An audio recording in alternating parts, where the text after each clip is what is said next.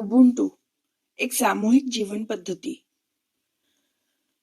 लेखक दिलीप फडके. अध्यक्ष सार्वजनिक वाचनालय, नाशिक. जगातला सर्वात मागासलेला खंड म्हणून आज आपण आफ्रिकेकडे पाहतो.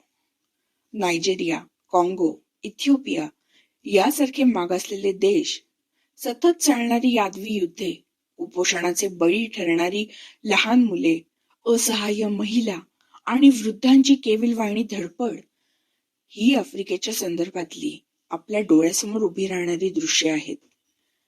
ही काही आफ्रिकेची खरीखुरी ओळख मानता येणार नाही. आजचा हा दयनीय वाटणारा भूभाग मानवी संस्कृतीच्या पहाटेच्या काळात सर्व जगाच्या पुढे होता व त्याच्या विकासाच्या प्रकाशात बाकीच्या जगाने विकासाची वाट शोधली होती. हे मुद्दाम सांगितलेच पाहिजे. मानव वंशाची सुरुवातच आफ्रिकेत झाली असे अभ्यासक मानतात. इथिओपियामध्ये सापडलेल्या मानवाच्या महापंजी ल्युसीचा काळ 3.5 ते 4 दशलक्ष वर्षापूर्वीचा मानला जातो. म्हणजे त्याच्या आसपास कधीतरी मानव नावाचा प्राणी या जगात अवतरला असावा. आफ्रिकेतून अनेक कारणांमुळे मानवाने जगात इतरत्र स्थलांतर केले असे साधारणतः मानले जाते. जगातले इतर खंड प्रगत झाले. त्यांनी नव्या संस्कृतीचा स्वीकार केला. आफ्रिका मात्र युरोपियन देशांच्या वसाहतवादाचा बळी ठरला. आफ्रिकन लोकांना बळजबरीनं गुलाम म्हणून जगाच्या इतर भागात नेलं गेलं आणि त्यांच्या क्षमतांच्या जोरावर जगातले इतर भाग समृद्ध झाले. युरोपियन आणि अमेरिकन विचारवंतांनी आफ्रिकेला एक काळा खंड मानले. आफ्रिकेतली जंगले, सहारासारखे प्रचंड मोठे वाळवंट, आज देखील आदिम काळातल्या रूढी आणि परंपरा मानणाऱ्या बऱ्याचशा गूढ आफ्रिकन जमाती व टोळ्या, या सगळ्यामुळे आफ्रिका हा नेहमीच एक अविकसित समजला गेलेला भाग आहे. तिथे बऱ्याचशा दंडेलीनं घुसलेल्या ख्रिश्चन मिशनरी लोकांनी आफ्रिकन लोकांना सुधारण्याचे प्रयत्न करायला सुरुवात केली आणि त्यांच्या प्रेषिताने दाखवलेल्या मार्गाने गेलात तरच तुमचा विकास होईल असा प्रचार करून तेथे आपले बस्तान बसवले. पण अनेकदा असा प्रश्न पडतो की मूळचा आफ्रिकन समाज आपण मानतो इतका अविकसित होता का? भारतात युरोपीय आक्रमणानंतर असेच झाले होते. त्यावेळी देखील इथल्या समाजातील अनेक प्रथा आणि परंपरांना ते आक्रमक मागास मानत होतेच. पण युरोपीय आक्रमणापूर्वीचा आपला समाज तरी खरोखरच मागास होता का? आफ्रिका हे एक मागास आणि दरिद्री खंड आहे. काळ्या निग्रो वंशाच्या आणि सौंदर्याच्या पाश्चात्य कल्पनांमध्ये समाविष्ट न होणाऱ्या जाड ओठांच्या व राठ केसांच्या लोकांबद्दलचा तुच्छतेचा भाव देखील अनेकदा पश्चिमात्यांकडून प्रकट होत असतो. माणसाची बुद्धिमत्ता त्याच्या कातडीच्या रंगावर, ओठांच्या जाडीवर वा केसाच्या राठ वा तलमपणावर अवलंबून नसते. आफ्रिका खंडात असणाऱ्या टिम्बक्टू, सोंगाई, माली, मुबुंगुंग्वे यासारख्या प्राचीन संस्कृती व राज्यांमध्ये अस्तित्वात असणाऱ्या पद्धतीकडे व त्या संदर्भातील विचारांकडे पाश्चात्य विचारवंतांनी साफ दुर्लक्ष केलेले आहे असे लक्षात येते. आफ्रिका म्हणजे आळशी, खुशाल चेंडू व निर्बुद्ध लोकांचा मागासलेला प्रदेश अशी पाश्चात्यांची कल्पना झाली असावी असे त्यांनी आफ्रिकेकडे केलेल्या दुर्लक्षावरून वाटू लागते. हे आफ्रिकी अभ्यासकांचे मत नीट विचार केला तर पटू लागते. आदिम काळापासून आफ्रिकेतील अनेक जाती जमाती आपापला कारभार करीत आलेले आहेत. हजारो वर्षे टिकून राहिलेल्या या जाती जमातींच्या व्यवहारांकडे व त्यांच्याकडे असणाऱ्या वैचारिक वारशाकडे बारकाईने पाहिले पाहिजे. आफ्रिकी विद्वानांच्या मते पाश्चात्यांनी आफ्रिकेकडे आजवर पाहिले ते केवळ एक वसाहत या चष्म्यातूनच. त्यामुळे इथली संस्कृती आणि इथली कार्यपद्धती याबद्दल एक प्रकारची पूर्वग्रह दूषित अशीच दृष्टी त्यांनी सतत बाळगली असावी. या संदर्भात एक उदाहरण म्हणून आफ्रिकेच्या दक्षिण भागातील समाजात प्रचलित असणाऱ्या उबुंटू किंवा युबुंटू या एका पद्धतीचा तिथले अभ्यासक उल्लेख करतात. उबुंटू मधला बुंटू म्हणजे वाटून घेणे, सामाजिकपणे वा सामूहिकपणे करणे. वस्तुतः ही उबुंटू व्यवस्था ही एक समाजरचनेची पद्धती आहे. एका अर्थाने ती एक जीवन पद्धतीच म्हणता येईल. तथापि ती केवळ खाजगी जीवनापुरती मर्यादित न राहता सामूहिक जीवनामध्ये देखील वापरली जाते व त्याचाच एक अपरिहार्य भाग म्हणून ती व्यावसायिक कार्यामध्ये देखील वापरली जाते.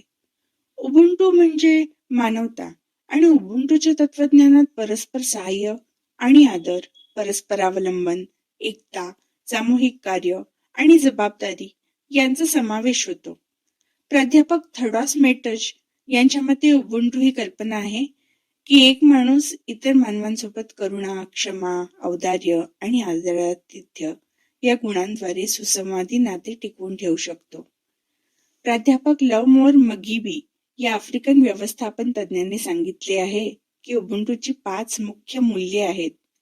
जिवंत वा जगण्याची भावना, एकता, करुणा, आदर आणि प्रतिष्ठा.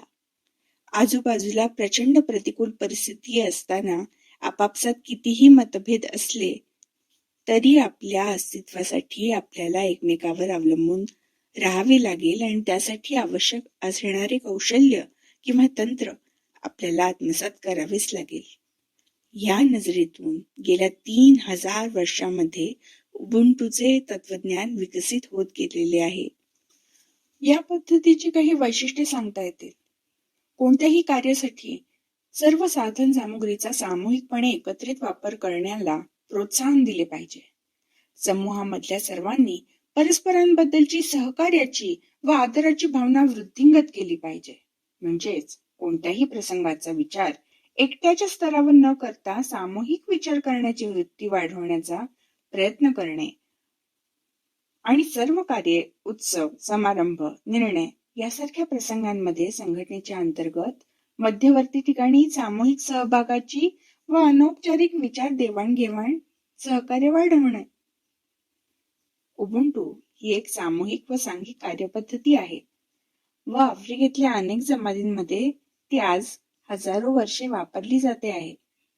संघटनात्मक शैली व रचनात्मक पद्धतींचा अभ्यास करणाऱ्या पाश्चात्य विचारवंत व अभ्यासकांना या व अशा इतरही ज्या पद्धती व प्रणाली आफ्रिकेसारख्या अतिप्राचीन इतिहासाचा वारसा जपणाऱ्या भूप्रदेशात वापरल्या जात आहेत त्यांच्याकडे गांभीर्याने पाहावेसे वाटले नाही ही वस्तुस्थिती स्वीकारावीच लागते.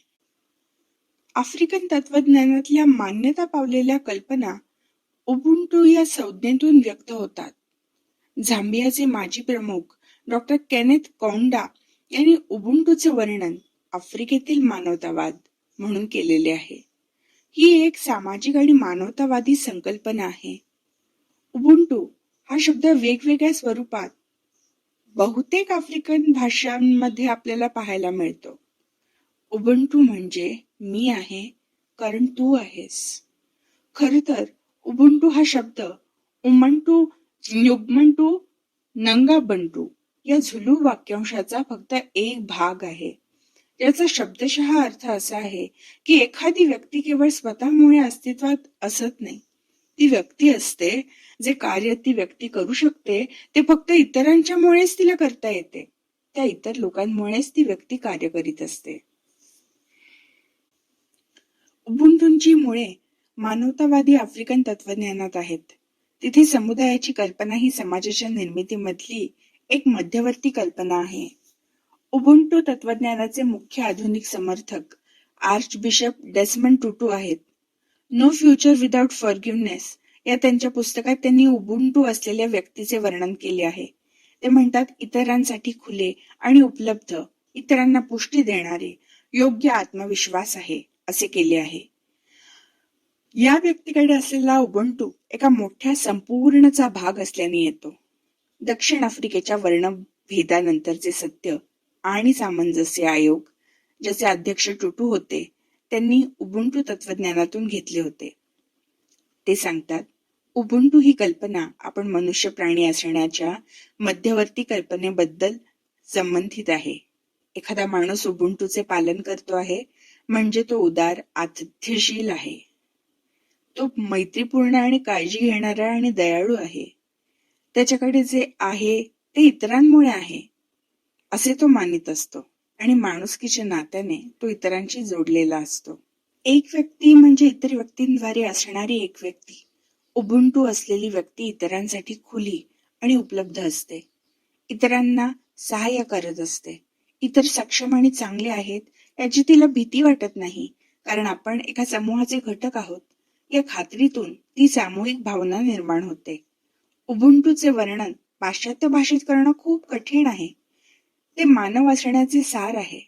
उबुंटूच्या भावनेमध्ये सामाजिक अन्यायांमुळे होणाऱ्या जखमांवर मायेची फुंकर घालणे, असंतुलन दूर करणे, तुटलेले नातेसंबंध पुन्हा नव्याने जोडणे, पीडित आणि गुन्हेगार या दोघांचे पुनर्वसन करण्याचा प्रयत्न करणे, त्यांना समाजात पुन्हा एकत्र येण्याची संधी दिली जाणे, या सर्व गोष्टींचा समावेश होतो.